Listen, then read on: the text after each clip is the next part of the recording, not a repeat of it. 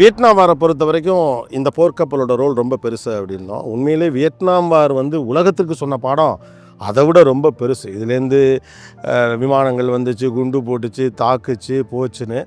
ஆனால் வியட்நாம் வார் வந்து அமெரிக்காவுக்கே ஒரு பெரிய பாடத்தை சொல்லி கொடுத்துச்சு. கிட்டத்தட்ட 20 ஆண்டுகள் நடந்த போர் அது.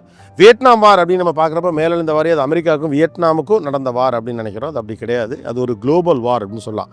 ஒரு பக்கம் வியட்நாம் ஹோச்சிமின் தலைமையிலான வடக்கு பகுதியிலான வியட்நாமோட சோவியத் ரஷ்யாவும் சைனாவும் கைகோர்க்கிறாங்க.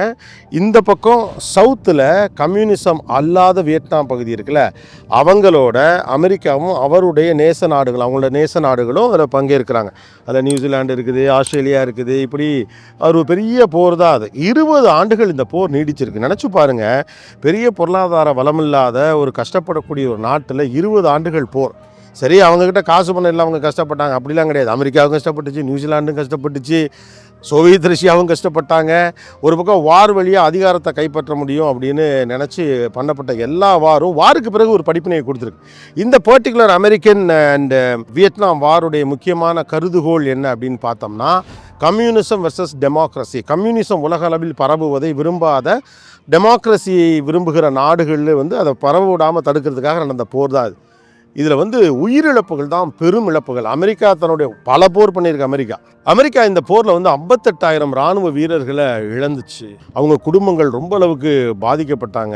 அந்த காலகட்டத்தில் ரொம்ப அண்ட்ரஸ்டாக இங்கே இருந்துச்சு.